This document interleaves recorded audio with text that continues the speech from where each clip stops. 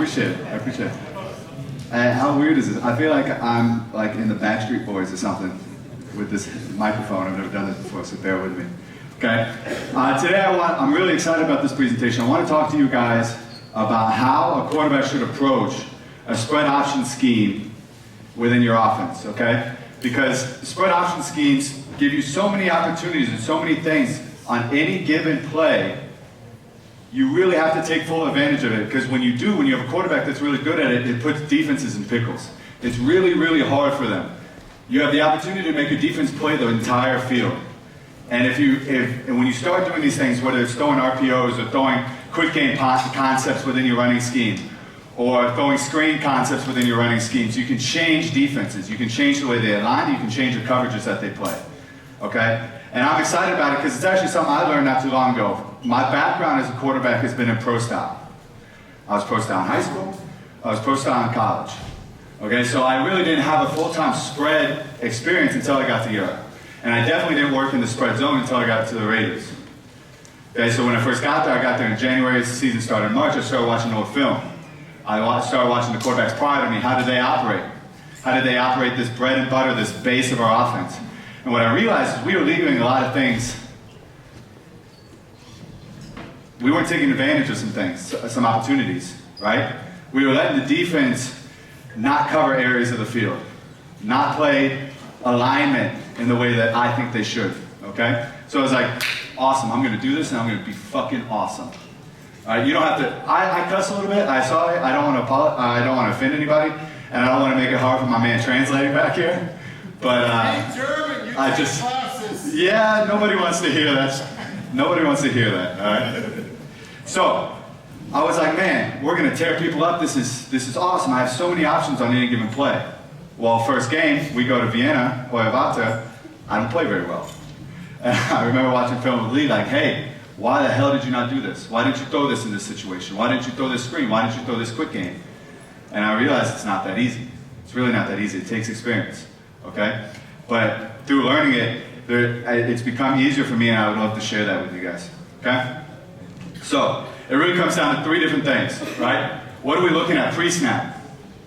Right? How can we take advantage of the alignment of the defense? How can we take advantage of the depth of the safeties? How can we take advantage of the number of people in the box? Okay, these are all things that I want to look at pre-snap and take advantage of, okay? And then we're going to talk about the mesh technique a little bit, right? How we teach it at the Raiders. When to give, when to pull. On the mesh technique, also not only when you're reading a C-gap defender, but also when you're reading linebackers and RPOs, okay? And then once you pull it, if you pull it, what the hell do you do with it then? Is kind of what we're gonna go over, okay? Because some people make great reads, pull the ball, and then they go nowhere. They don't do anything with it, all right? So these are the things we're gonna talk about. Pre-snap rules. When we decide to throw a quick game concept, or we decide to throw, and what I mean by throw a quick game concept, I don't mean I get the play in and it's, hey Sean, it's all hitches. No, it's inside zone blocking, or any type of blocking scheme where you read an end or read a backer where you have a responsibility within the blocking scheme, and you adjust off of that. Okay? It's not full slide protection and I'll throw a stick concept. We have inside zone, we have counter, we have whatever the case, whatever blocking scheme in front of me, it's a run first priority play, and we end up throwing it because of what you see pre-snap, okay? And what I want to do is I want to look at the leverage of the outside linebackers. Do I out-leverage them with my slot receivers? And the depths of the safeties.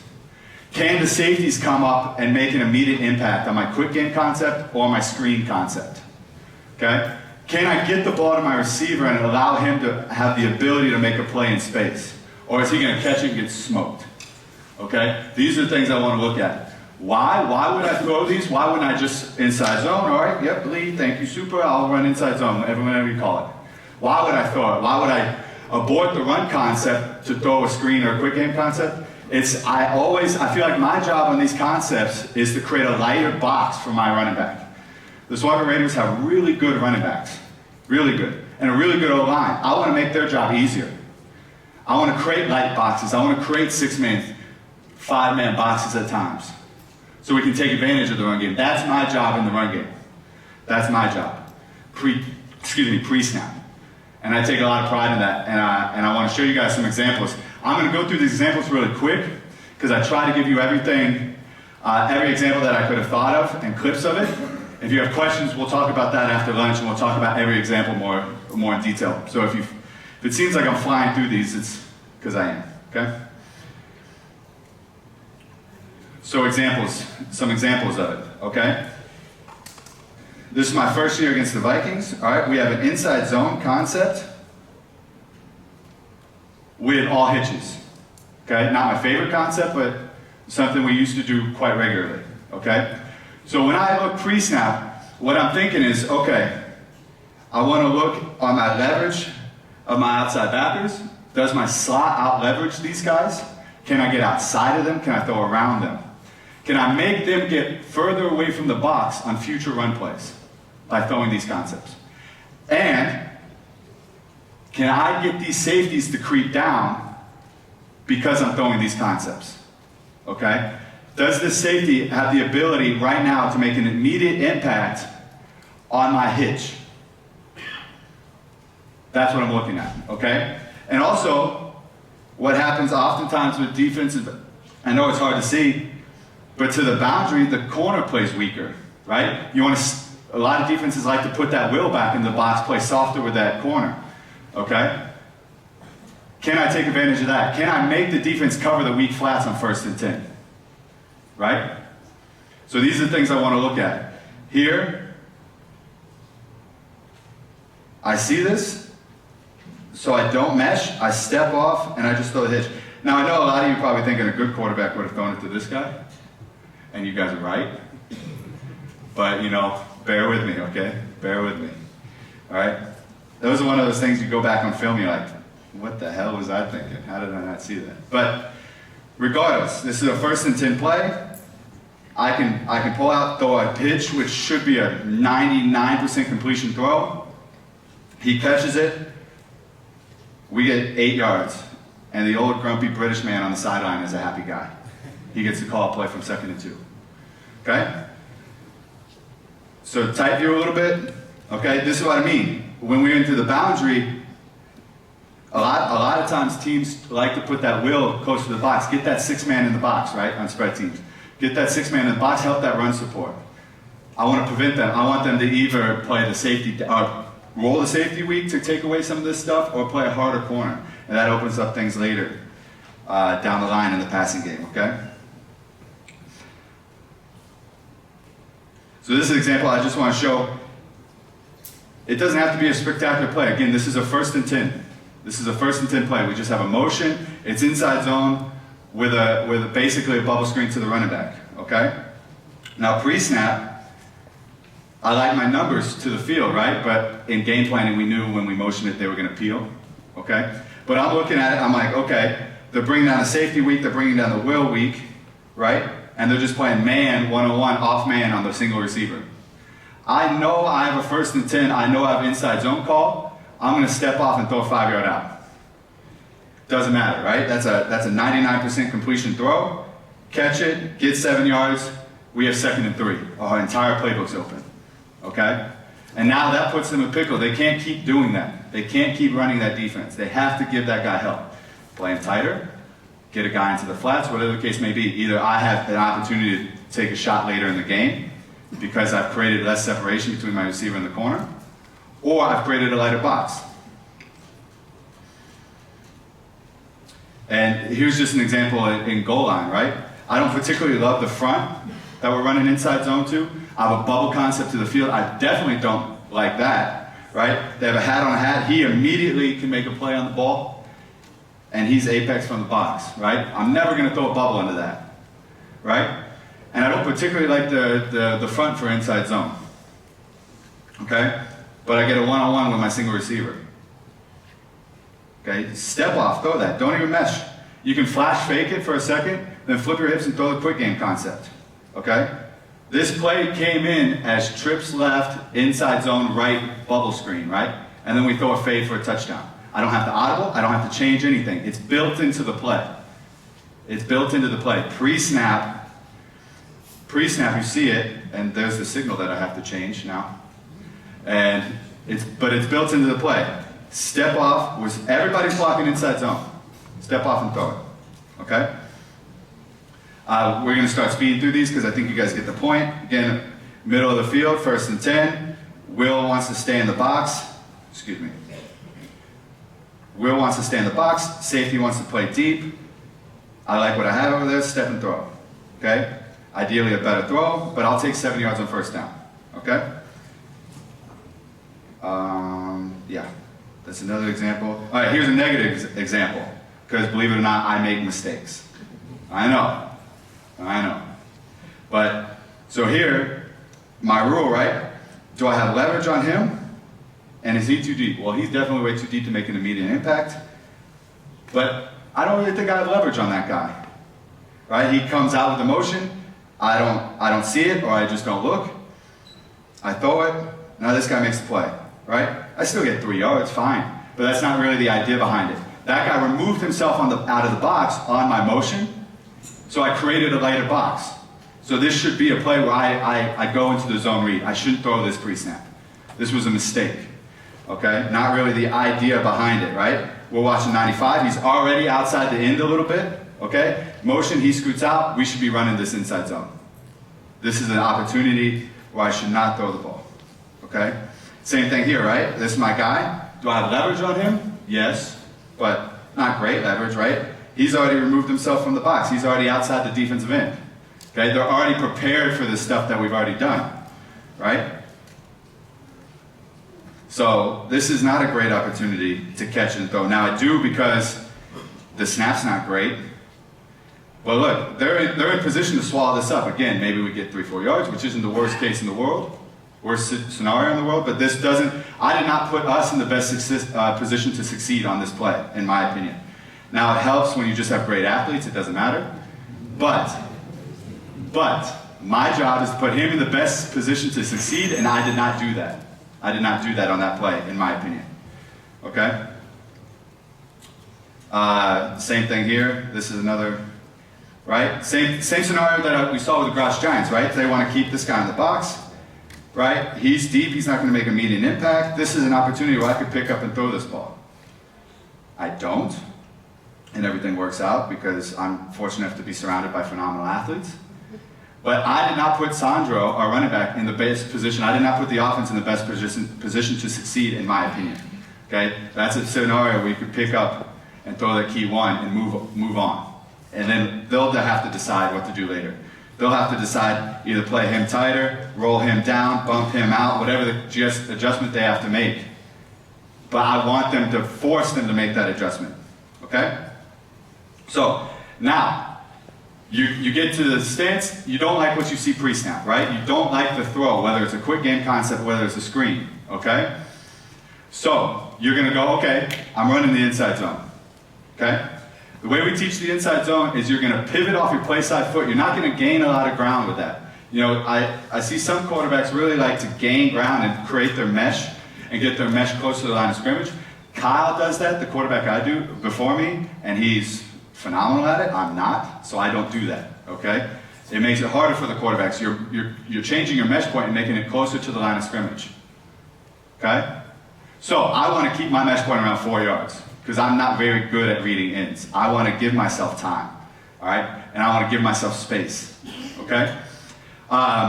What's really, really important, when I work with young quarterbacks or inexperienced quarterbacks, especially in this technique, they always have the tendency to look at the running back. You don't need to look at the running back. Ever, ever, ever, ever.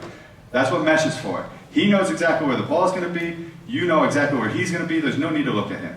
Look at your read, always. Whether it's a linebacker, whether it's a C-gap defender, whoever it is, your eyes go straight to your read. Straight to your read. Doing zone mesh, you do that every day in Indies, it becomes rote memorization. It becomes muscle memory. You don't have to look at the running back. You don't have to make sure where he is. It's just a comfort thing. It's something you need to look at. But as soon as you push the ball back and your eyes go backwards, that's half a second you don't know where the read is. And you don't know what he's doing. Okay? That's super, super important. Eyes go straight to the read. Push the ball backwards. Create a longer mesh. All right? Put the ball in the belly of the running back. Okay? And then, for me, when I run this, I try to make my decision by the front hip. So if I pivot, I push the ball backwards, I ride my mesh, by the front hip, I want to make a decision. Now quarterbacks can ride further, but that takes a lot of talent and a lot of skill and a lot of experience in this technique in doing this. Okay? I want to make a decision by the front hip. Okay? Also, what I didn't have on here that's also very important is if you give a pull no matter what, you replace your running back's feet with your feet. Right? It's a one-step thing. If I'm riding the mesh, I decided here, give a pull, my next step is here. I'm down the line. I'm replacing that C-gap defender if it is a pull read, right? If he's attacked the running back or attacked the mesh point horizontally towards the center, towards the midline, I want to pull and attack where he was. If I have to pull and run sideways to get away from my read, probably not a very good read. Probably should have gave him, right? So I want very little steps. It's here, and I'm replacing the running back feet with my feet. So I'm guaranteed to go downhill. I want to attack vertically, not horizontally. Okay? So this is our second team quarterback. Okay, just to give you guys an example of how we teach it. On this, I think he over-rotates a little bit. We don't have to pivot this foot. We don't have to, okay? A lot of people do, it's more comfortable, but the way Lee taught it to me is you drive, you gotta simulate like you screwed your foot into the ground. You screwed that play side foot to the ground, and you're just pivoting off of it. You don't have to pick it up and put it down. Now if you do, it's not the end of the world. I'm sure I do a little bit as well. But that's the general concept behind it. You don't want to lose depth with that. You just want to pivot to your mesh point. Okay? Now he's over-rotated here. Okay? When we run inside zone, our running backs are expected to push opposite A-gap. Well, they can't push opposite A-gap if I close them off. If I over-rotate my feet. I have to stay open at a 45-degree angle. Okay? So he's over-rotated here a little bit. Okay? Now, his eyes aren't to the read, they're just to the ground because there's not a read. But he never looks at the running back. Okay? Here's a better example. Okay? Eyes go straight to the read. Straight to the read. Push the ball back, pivoting off play side foot. He does a better job staying open this time. A better job staying open. Pushing the ball back, looking the read, front hip, make a decision. When you make a decision, replace the running back's feet with yours. He could have pulled it a bit earlier. But see how he places it, it's straight downhill. There's no bowing out, there's no going horizontal, it's straight downhill, right where the C-gap defender, who your read was, or where he was. Where he was. English. Ha! Are you going to translate that whole thing? Okay. It'd be funny if you did. Okay? So, when to pull, when to give, okay? If you're reading the C-gap defender, if it's a normal zone read, if you're reading the edge defender, okay? You want to give it when the now this might seem simple, but people still screw it up, myself included. When the defender's momentum is straight upfield, give, every time, give. Now, that doesn't happen very often if you play pretty high-level football. If a defensive end's unblocked, he's not going to just run straight upfield, but you'd be surprised. Defensive linemen are stupid. So, no offense to any other defensive lineman here besides Jermaine. You should train. It's a good point. You can not. That's better, probably. I don't want to get met in the parking lot. All right? If he's straight at the mesh, it's a give. If you see both of his numbers and they're running straight at the mesh point, if they're running straight at you and your running back, that's a give read. Most DNs are not athletic enough to have the momentum at the mesh point, see a give, and bend and make a play. It's really, really difficult. Really, really difficult. They're running right at you. That's probably because they have the quarterback. All right, and there'll be an example of this where a 280-pound guy smokes me because I quarterback on this. And he doesn't bend, he runs right at the mesh. That's a give. That's a give, okay? The last one is if he has flat feet, right? If he comes off the ball, he sees he's unblocked, and he just shows hands, flat feet. That's a give read. If you pull it and replace your running back's feet, and you can't replace the C-gap defender because he's still standing there. You're going to run right into his ass, okay? That's a give read. Let your running back work. That's the toughest read. Like when C-gap defenders come here, get square and squeeze down, that's a tough read, but that's a give read. Every time, because if they're flat, if they don't turn their shoulders to the midpoint of the play, they can come here and still come flat and play you.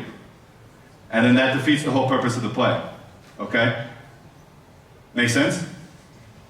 Some examples real quick.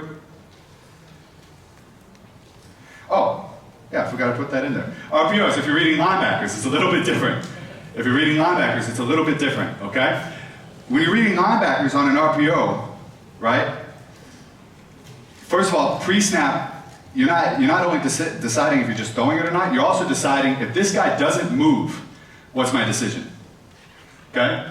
So if I have leverage on him pre-snap, but not enough to just throw it and just give up on the run or just don't do the run, then I'm deciding, it's like, okay, if he doesn't move, it's a throw. Or if he doesn't move, it's a give, because he's so wide. Because that's what linebackers, especially at the Raiders, what we do, and I got pretty good at it because I practice against it all the time, the ball will be snapped and the linebackers just don't move for a second. So you're sitting there, you're like, oh, what the fuck, you know, do something. You know what I mean? Like, why aren't you moving? So what happened is you just develop it, it's like, well, if he doesn't move, is that their technique? Or if he just freezes? Well, because of leverage, because he's removed from the box already, I'm gonna give it. Or if he's a B-gap player and he's in the box, if he doesn't move, I'm gonna throw it, okay? And then if they do move, if they move laterally away from the play, right? If he's trying to get the hook to curl or something, even though you're showing run mesh, it's a give, right? If he moves away from the mesh, if he gets depth, it's a give, okay? Basically, if he's trying to play pass first, it's a give, in a nutshell, okay? Now, if he's trying to play run, if he triggers, if he squeezes in, or if he triggers, oh, that's my thing? Oh, that makes it so much easier. I don't have to. So anyways, if he's, I'm learning up here as we're going, boys. All right, so if he comes downhill, or if he squeezes toward the middle of the play, it's a pull. It's a pull. Replace that defender, not with yourself, with the passing concept. Okay, makes sense? Okay, couple examples. How am I doing on time? My watch died. Not great. Not great timing. Okay? So, we're running zone left here, okay? Here's my read, okay? He's gonna come off the ball. He's gonna shuffle. His momentum is stopped. It's a give. It's a give, okay? By the way, here's a good example. I flipped this play. There's initially zone read right. This is a scenario where I can keep zone read right on and just throw this hitch at the bottom. Just another example. 1st and 10, take my 6 yards, okay? Anyways, we get to this point, I'm at my front hip, okay? Excuse me. Front hip, his momentum stopped, I see both of his numbers, his shoulders are facing me, they're not turned to the midline of the play, that's a give, okay? Now I'm gonna breeze through these guys, just so you know, okay?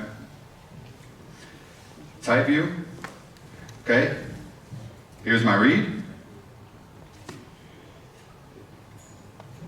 Momentum straight at the mesh point, all right? Notice his shoulders are facing me. I can see both of his numbers, okay? He's not attempting to make a play on the running back. He's not turning his shoulders. He's not rotating his hips towards the midline of the play or towards the running back, okay? This is a give every time, and then take a nice little pop, okay?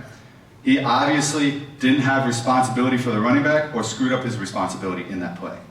Okay? Here's a really shitty mesh technique, but just an example of a pull. I know this is zoomed out quite a bit, but here's my read. Okay? Here's something I want to point out. He didn't do a very good job of it, but the Raiders' tackles punch with their outside arm when they climb. And as little as that sounds, it's super beneficial for the quarterbacks, especially who aren't super talented in reading defensive ends. Okay? That little half a second is super helpful, especially when it's a guy like our left tackle and he can stop people's hearts with a punch. It's super helpful because they don't have time to fuck around at that point.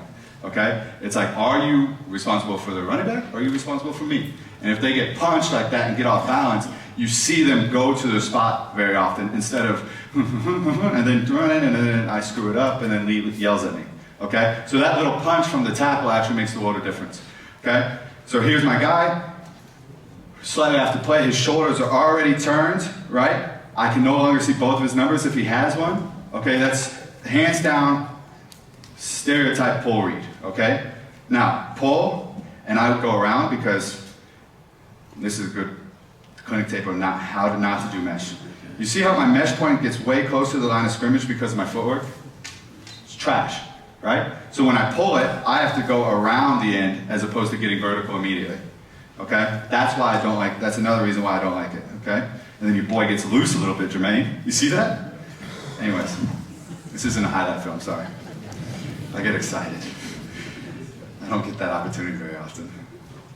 All right? And here's an example. See that punch that I'm talking about? Now he punches, now 14 turns his shoulder to try to get around it, but he shows me that he's trying to get inside. Because if you're content with a C-gap player as a DN, oftentimes when you get punched, you're like, okay, well, I'm still here, right? But if you're trying to fight inside, if you're trying to squeeze that gap, oftentimes it makes them turn their shoulders. And this should be a pull read, okay? And I give it anyways, and this DN makes a tackle. Granted, we still pick up positive yardage, but that's a pull read. That's a play that I got a negative grade on, okay? Because that's hands down, just like the last one, he's trying to squeeze this gap, okay?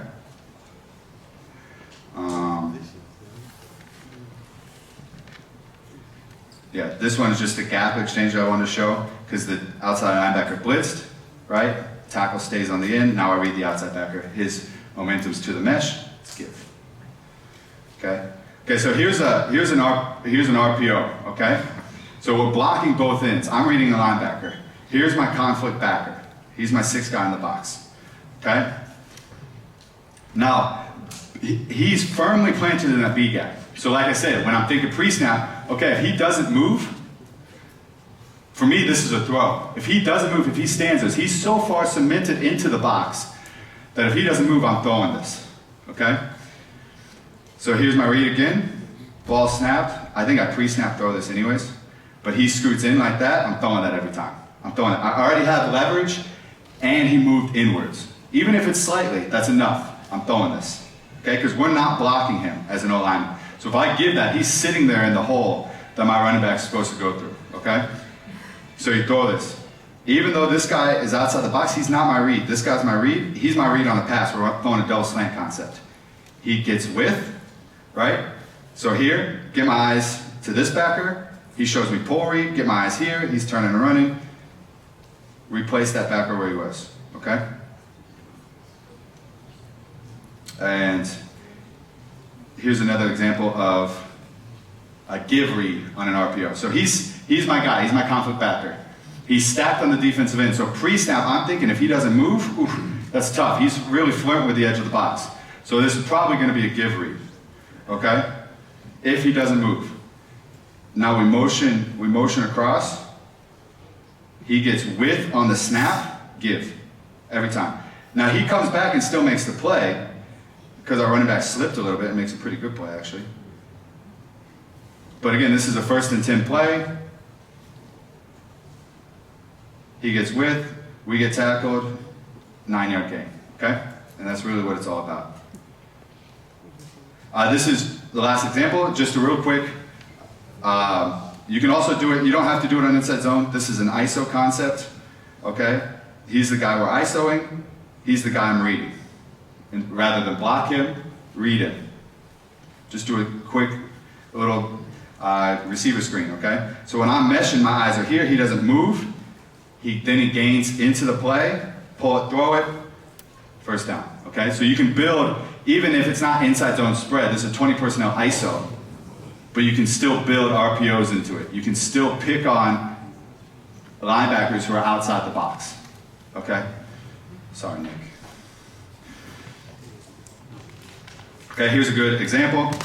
The tight, okay, he's inside leverage, so if he doesn't move, still might throw it, right? Still might throw it. On the mesh, eyes go straight to him, he's flat-footed, then he gains ground, pull it, throw it, okay? Okay, so now, you've made your read, you've done your inside zone, and you get a pull read. You get a pull read. Then what? Then what? On an RPO, it's pretty easy. Replace the backer that you read, just like that clip against the Giants. Pull it, throw it, replace the guy you just read, okay? Now, if it's a zone read, and you have a screen concept, or a triple option, or some type of version of the triple option attached to that, what do you do now? Okay, well, we already touched on it. Replace the C-gap defender that you read. Right? On an RPO, you replace him with receiver. On a normal zone read, where you're reading the C-gap defender, you replace him with yourself. Okay, you attack where he was. Okay, then you pick on support player, whoever that support player might be. It might be a roll down safety. It might be an outside linebacker removed from the box. Whoever it is, that's what we're attacking. We want him to make a decision, and we react off that decision. Okay. So, am I doing well on time? Are we okay? Okay, super. I'm just going to keep going until somebody tells me to stop. Okay, or I finish. So this is Kyle. This is the guy I'm talking about. Okay, this is a true triple option, old school. Okay, guy who doesn't get the running back who doesn't get the ball, goes behind, becomes a pitch back. We're doing it with him because I'm not very good at it. Okay, but I want to show you him an example because he does it really, really well. And this is what you want to teach your quarterbacks. Now, granted, his mesh, see how he rides it? I would never, ever, ever do that, ever, okay?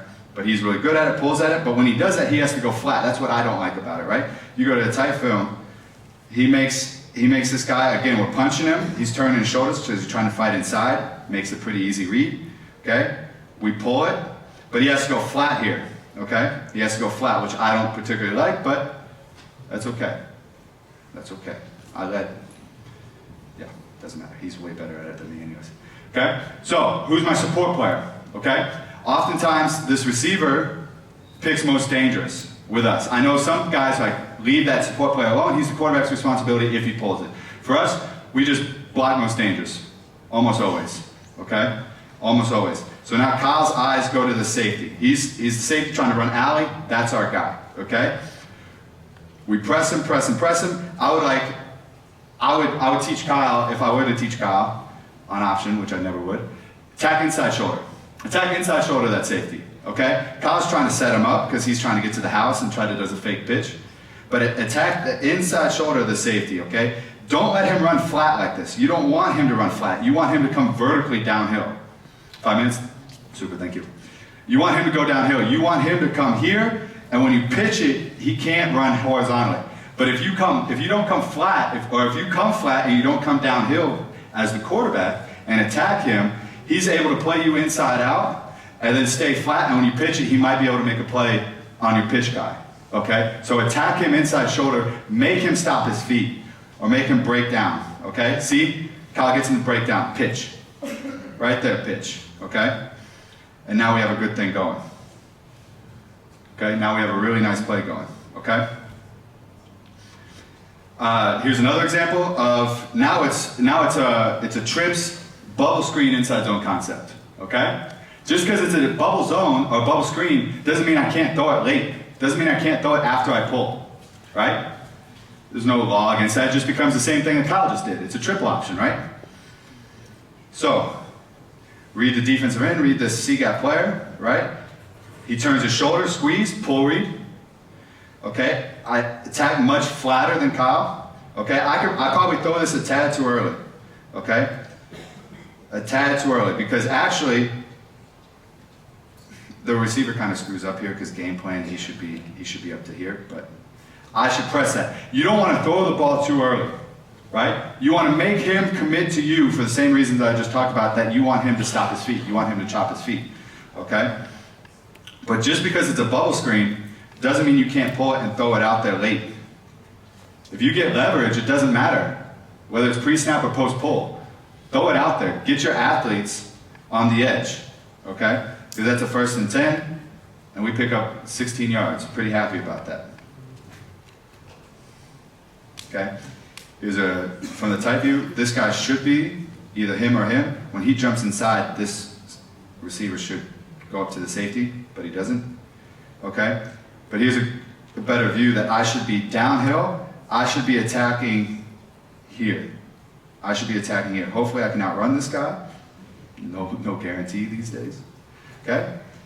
I should be attacking here. So if he does turn and run, then I'm getting here. If he wants to stop, then we're here. Okay? It's just it's a matter of alleys, leverage and alleys. Okay? Now here's a negative example. Okay? Here's a negative example. Here's my C-gap defender. Okay? He gives me a pull read, see how he turns his shoulder, even though he wasn't punched, he turns his shoulder, he's playing running back. I could do a lot better job coming attacking, and here's my guy, right? Same thing, we should be up here. But here's my guy, right? Because he's not most dangerous to him anymore, he's most dangerous to me. It's a fine line that the slots have to decide, okay? But I should be attacking his inside foot. Right here, he's committed to me, in my opinion. There's no way he's making a play on this. No way. He's not flat, he's turned his shoulders, he's turned his hips. This ball should be thrown out here every time. Every single time. I just got greedy and I wanted to house this. Didn't, of course, but I wanted to. It went different in my head. But when you watch film and you're talking to your quarterback, it's like, think about this. Think about this. Yeah, this is a nice little play, right? First down and I get 5 yards, super. That's great, right? We like that. 4+, first down. But man, I throw it out to a Platzkammer, and the safety is not even in the screen. That might be an explosive play. So you just lost, you lost the potential and option of an explosive play because I didn't complete the play, I didn't finish it. I didn't put my guys in the best situation to succeed. A 15-yard gain, we lost 10 yards, that's on me. And that's the way I view it, and that's the way I like to teach quarterbacks as well, because when we do stuff like that, we leave yards on the field. They didn't take it away from us, we just didn't take it from them, okay? And this is my last example, guys. This is actually I should take the overlays off, huh? You guys are writing down every play name. Okay, this is actually a counter concept. It doesn't matter, we change them every year. All right, this is a counter concept. Okay, this is a counter concept. So it doesn't have to be inside zone, but regardless, I'm still reading the C-gap player. So for me, in all intents and purposes, it's the same technique, same reads. Okay, blocking scheme's different. Okay, I'm still reading C-gap defender. Okay, his shoulders turn, he squeezes it. He doesn't turn, but he squeezes it all the way to the A-gap. So I thought, and actually here we have a quick game concept built into it. We have a stick concept. Okay, doesn't have to be a screen. Doesn't have to be a screen. This is a stick concept. Here's my guy, right? So when I break flat, because you break flat if you're throwing a passing concept with an unblocked D end. Okay, you don't attack the line of scrimmage, you break flat. That's a small nuance. Okay? This guy triggers towards me, dump it right to my guy. Now I know any defensive-minded coach in here is going, Sean, that play's illegal. The offensive line is way too far downfield. And you're right. You're actually 100% right. And we got flagged on it, and that's why we don't do it anymore. But it was just an example. It's just an example that doesn't always have to be a screen concept. You can throw the ball downfield. You can throw the ball downfield even on these. We like to do it more with outside zone. If Lee's teaching a concept that we don't climb that fast, all right? Oftentimes we climb really fast with our line, so we can't do that. But if you have a running concept where your offensive line is slow to gain yards, is slow to go downfield, you can throw vertical passing concepts or at least quick game concepts off this and still read the end. Okay? Does that make sense? Okay, so to finish, I think if you're a quarterback, if you can base your offense off your quarterback understanding all the options and all the possibilities of this group of concepts, then you can, especially on first down, notice how a lot of my examples were 1st and 10. When you get their base defense, you can change their base defense or get yourselves in high percentage plays to get 4+, which is the whole goal. If we're getting 4+ as an offense on first down, consistently, we're in good shape. We're in really good shape. And when you understand all the complexities and all your options in this, it makes it easier. Quarterback is never easy. It's not. It's a tough position. But when you can do stuff like this, throwing a hitch to a corner that's 8 yards off to the boundary is easy. Or easier. You have to see it, you have to execute. Okay? But if anybody's trying to adopt the spread or the spread zone, really make sure that your quarterback has options and teach them the options and teach them how to take advantage of it. Because as an OC, you're going to get yourselves in a lot of second and shorts and second and mediums, and that's where everybody likes to be. Okay? That's my time. Here's my shameless plug. Okay? We're going to have lunch.